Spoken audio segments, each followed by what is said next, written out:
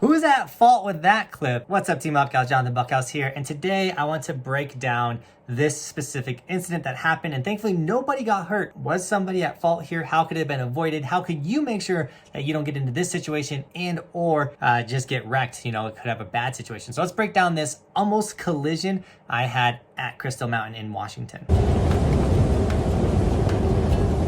So in the clip, I was just riding straight down. You can actually look at my eyes right now. I'm actually looking at the merging run. So I do a pretty good job keeping my head on the swivel. I'm gonna say that a lot in this video. And what that means is always looking around. What is your surroundings? What is going on around you? Always keeping your head on a swivel. Because as snowboarders, we actually have incredibly large blind spots behind us. So you should always be looking over your back shoulder, seeing who's behind you, what's going on, as well as going from regular to switch, I think is very important. I'll talk about that in a little bit. So I'm riding down the run, I'm looking and I see this dude coming out of nowhere, coming super hard.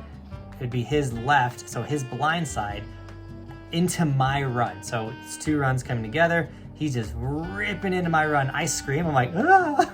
Because I knew I was about to get wrecked. I make an adjustment turn, hoping I'm good, and I just accepted what was gonna happen. And then he finally notices me like right around this point and knows he's gotta do something. And you can see he puts on the brakes hardcore, lifting his nose out of the snow, going hard heel side, doing a great job of avoiding me.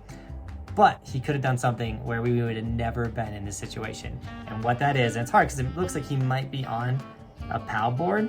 But when you are going from one run into another, two merging runs, at least from his direction, if he would have went switch, he would have been able to be looking up the run as he's coming into a run. So I was going down my run and he was coming into my run. So if he would have just turned around, rode switch into the run, he would have been facing up the run at incoming traffic and been able to see what was going on. That is a trick that I use all the time. Like say like if I'm riding past a chairlift, anytime I'm riding past somewhere where the flow of traffic is coming towards me, if it's regular or goofy, doesn't matter. I'm gonna make sure that my upper body is facing that oncoming traffic so I can know who's coming at me, because that is so important. Because if I need to make an adjustment, then I can, and hopefully I can make, even though we're wearing goggles, like eye contact, like, yo, I'm going this way, like don't hit me. So if this dude wanted to traverse across this whole run, he should have went switch and traversed looking up the mountain at all the incoming snowboarders so that this situation never would have happened. He did do an incredible job though, dodging me. But you know what you guys cannot dodge?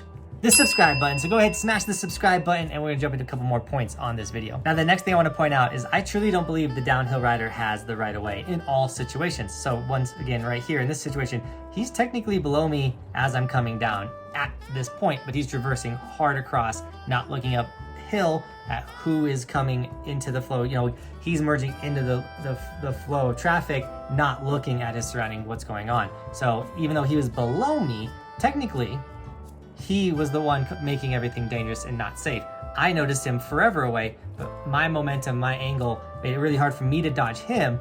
And if he would have just been looking uphill, we never would have gotten into this situation at all. And that leads into the last point that I want to talk about, which is, are you just absolutely charging runs? If you get down a run and you're like, man, that went fast. I didn't even know what happened. I just like went all the way down. You might be snowboarding too fast, or for your ability. If you slow down, you can actually work on a lot of things. So when you're on the mountain, don't just charge runs. Think about maybe slowing down, popping some ollies, doing some weighties, riding switch. So then when you are going to be merging in other runs, you can actually ride switch and make sure you're not gonna collide with anyone. Switch snowboarding, slowing down, and just improving your snowboarding is so important. And so many people get stuck in just showing up the mountain and absolutely ripping down, and not really working on progressing and or just being a safer rider on the mountain. Because going as fast as you possibly can actually is pretty dangerous.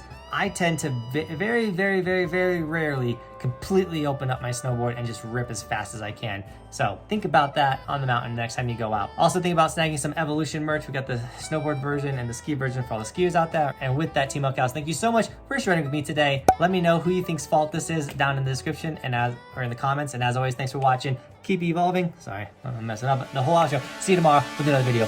Peace.